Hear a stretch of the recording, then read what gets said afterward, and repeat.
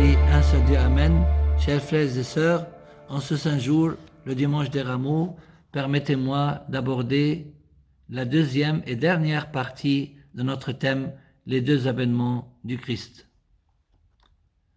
Concernant son second avènement, il est complètement différent du premier, il viendra pour le jugement dernier. Le Christ a confirmé plusieurs fois, et nous le trouvons dans plusieurs endroits du Nouveau Testament, qu'il est lui-même le juge et qu'il viendra dans son second avènement pour juger les vivants et les morts. En interprétant la parabole de l'ivraie à ses disciples, il leur dit « De même en sera-t-il à la fin du monde. Le Fils de l'homme enverra ses anges qui ramasseront de son royaume tous les scandales et tous les fauteurs d'iniquité, et ils les jetteront dans la fournaise ardente. Là seront les pleurs et les grincements de dents. Alors les justes resplendiront comme le soleil dans le royaume de leur Père.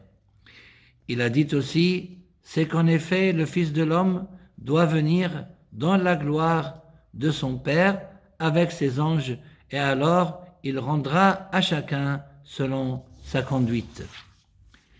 Il nous décrit lui-même le jour horrible du jugement dernier, en disant « Quand le Fils de l'homme viendra dans sa gloire, escorté de tous les anges, alors il prendra place sur son trône de gloire.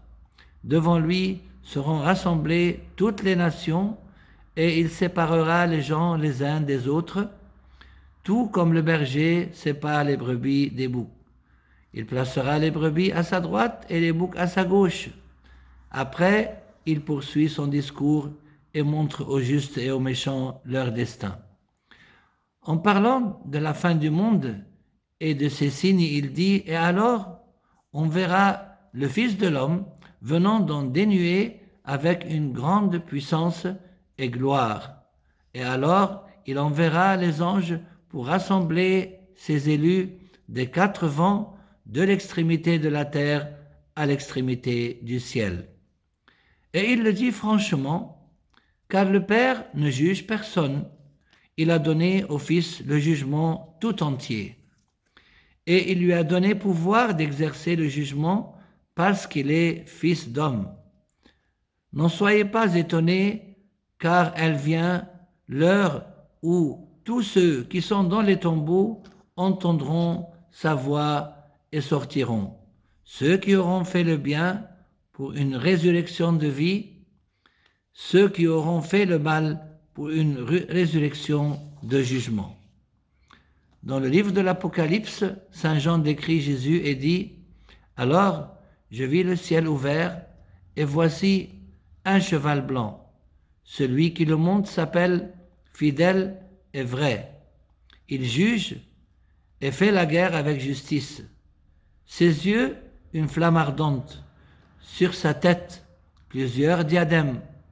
Inscrit sur lui un nom qu'il est seul à connaître. Le manteau qui l'enveloppe est trempé de sang. Et son nom, le Verbe de Dieu. Les armées du ciel le suivaient sur des chevaux blancs, vêtus de lin d'une blancheur parfaite. De sa bouche sort une épée acérée pour en frapper les païens. Un nom est inscrit sur son manteau et sur sa cuisse, Roi des rois et Seigneur des seigneurs. Et au dernier chapitre de l'Apocalypse, le Christ dit « Voici que mon retour est proche, et j'apporte avec moi le salaire que je vais payer à chacun en proportion de son travail. Je suis l'alpha et l'oméga, le premier et le dernier, le principe et la fin. Moi, Jésus, j'ai envoyé mon ange publier chez vous ces révélations concernant les églises. Je suis le rejeton de la race de David, l'étoile radieuse du matin. » Comme résumé des événements du second avènement du Christ, c'est qu'il viendra dans sa gloire pour juger les vivants et les morts. Bien sûr qu'il y aura plusieurs signes qui précéderont son second avènement, ce qui n'était pas du tout le cas dans son premier avènement. Parmi ces signes, le soleil s'obscurcira, la lune ne donnera plus sa lumière, les étoiles se mettront à tomber du ciel et les puissances qui sont dans les cieux seront ébranlées. Des hommes défailliront de frayeur dans l'attente de ceux qui menacent le monde habité, et alors apparaîtra dans le ciel le signe du Fils de l'homme, et alors toutes les races de la terre se frapperont la poitrine, et l'on verra le Fils de l'homme venant sur les nuées du ciel avec puissance et grande gloire. Finalement, tout ce que le Christ a dit concernant son second avènement doit s'accomplir. Lui-même a dit « Le ciel et la terre passeront, mais mes paroles ne passeront point, et gloire à Dieu éternellement et à jamais. Amen. »